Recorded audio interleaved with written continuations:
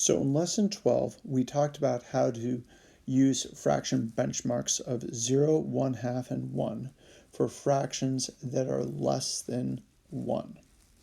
So if I look at this as an example, if I have 5, 6, that is only 1/6 away from 6, 6.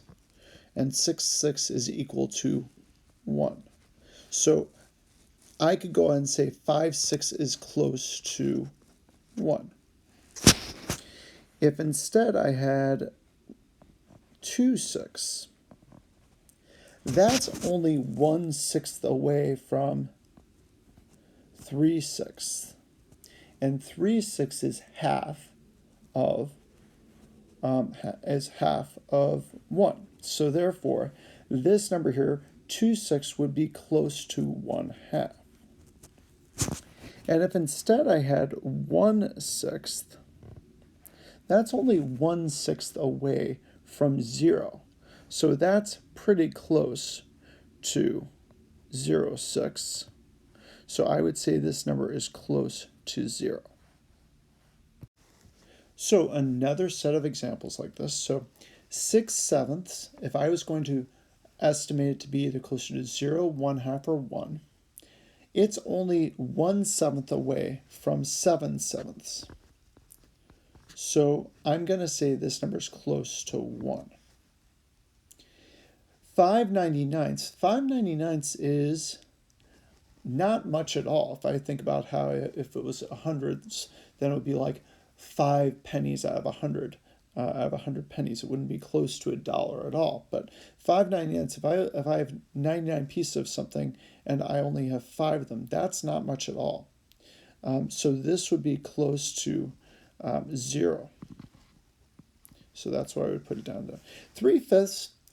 One way of thinking about it is that you can think to yourself, do I have more than half or less than half? And one way of figuring this out is if I double the top number here, do I have, because then if I have a half and I double it, I would have a whole. If I double the 3, I get a 6. So that means I'm pretty close to half, because if you think about it, if I double 3, I'd end up with 6/5. And that means that 3/5 is kind of close to 1/2. Just as another example of that point, because I know that one's the most confusing out of these. If instead I had, let's say 3/7, if I double the 3, I end up with 6/7. That's pretty close to a full 1. And so that means that 3/7 would be close to 1/2. We're going to be dealing also with this lesson for lesson 13 with fractions that are more than 1 and how to estimate with those. So if I look at 9/8, one way of thinking about this is to break this up into 8/8, which is equal to 1, and 1/8. So I'm going to try and figure out if these numbers are closer to 1, since all these are numbers that are bigger than 1, 1, 1.5, or 2 in this case here. And I know that all these numbers are more than 1 because the numerators here are bigger than the denominators here. So that means I have more pieces than would make a whole. So if I had 3/2, I'd end up with 2 pieces that would make a full piece, and then 1 extra piece, if you think about it that way. So this would be the same as 3/2, because it's more than 1.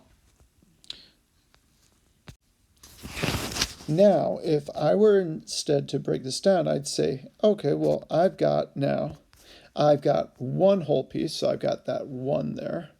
And I'm only 1/8 more, so this number is kind of close to 1, because 1/8 isn't much at all.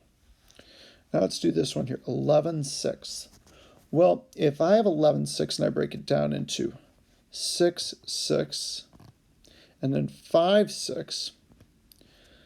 6, 6 is 1 again, and 5, 6 is pretty close to another 1.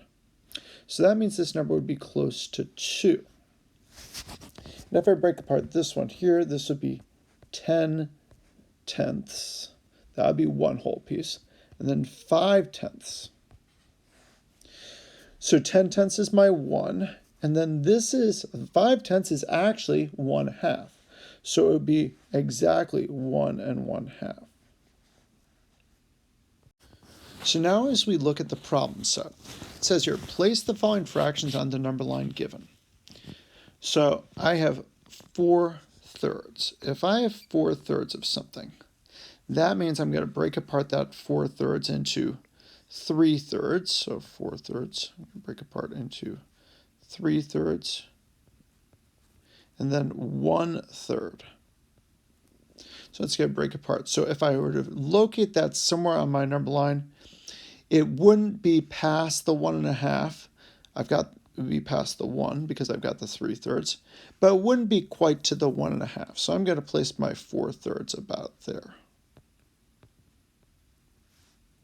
Go write the next one, 11/6 in red. So 11/6, that I would break apart into 6, 6. That's my 1. And then 5, 6. So that means that 6, 6 and 5, 6, well, I've got my one whole piece here, and then I'm only 1/6 away from having another whole piece. So I would put my 5, 6 somewhere around like here. So it's my 11/6 because it's my 5, 6 plus my 6, 6. And now let's look at the last one. I'm going to put that one in blue. So 17/12. So 17/12. If I break that down, it's going to be 12/12. And then 5/12. So 12/12 is my one whole piece. And then 5/12 is only 1/12 away from 6/12, which would be 1/2. So I'd put my 5/12, my 17/12 somewhere around there. Now I've got a pretty good estimate of where things would be. And if I look here, 1 and 5, 6, that's what this one is here, because it's one whole piece and 5, 6. Is that red one greater than or less than 1 and 5/12? Because the 1 and 5/12 would be that 12/12 plus 5/12. So is it greater? It's to the right of the number line. So this one here is a bigger number. 1 and 1/3, that's going to be this one right here. 4/3. Because I've got my 1 and then my 1/3. Is that less than or greater than 1 and 5/12? Well, again, my 1 and 5/12 is all the way over here. So that means it is going to be less than. So here we have another example of how to do this sort of work. So let's break this down. It says place the following fractions on the number line given. So 11/8, if I were to break down 11/8, 8/8 would be one whole piece. So I'm just going to write down the 1 now for the 8/8, and then I would have 3/8 left over. So 1 and 3/8 is what that's equal to. Now 1 is one whole piece, so I'm past the 1. And 3/8 is less than 4/8, so I would be somewhere around, I'd say somewhere around here.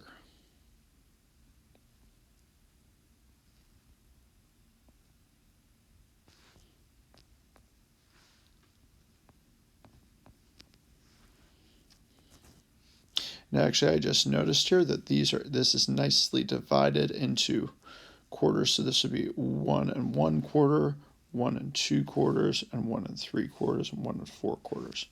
So so that would be exactly where 11/8 should go. So let's talk about now the next one, which is going to be 7/4.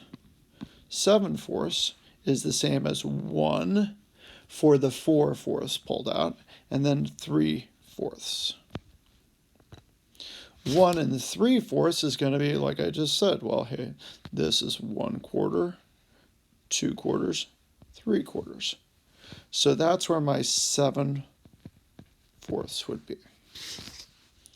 And then the last one over here in blue, 15/12. So 15/12 is the same as pull out 12/12. That's my 1. And then my 3/12. So 3/12 you might recognize is actually the same, and that's going to be equal to, if I divide both by 3, you don't have to do it this way, so we're just estimating, then I'd end up with 1/4. So this is the same, so 15/12 is the same as 1 and 1 and 1/4.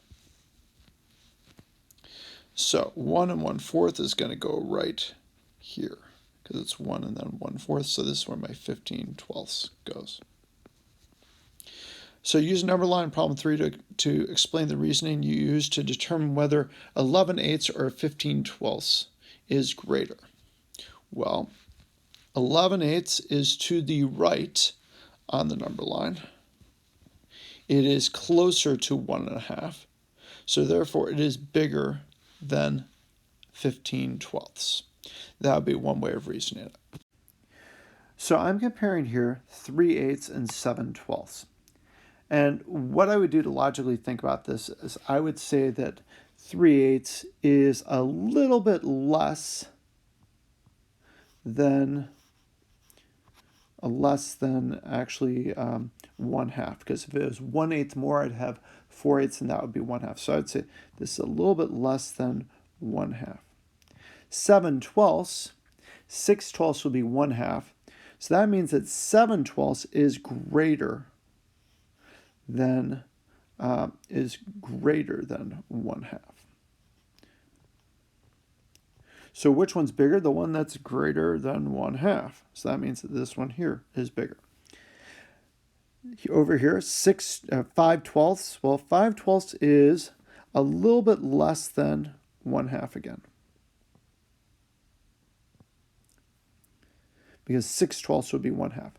7/8, only 1/8 more, and you got just a little bit less than 1. So which one's bigger? Well, less than 1 is a little bit less than 1 is bigger than a little bit less than 1/2.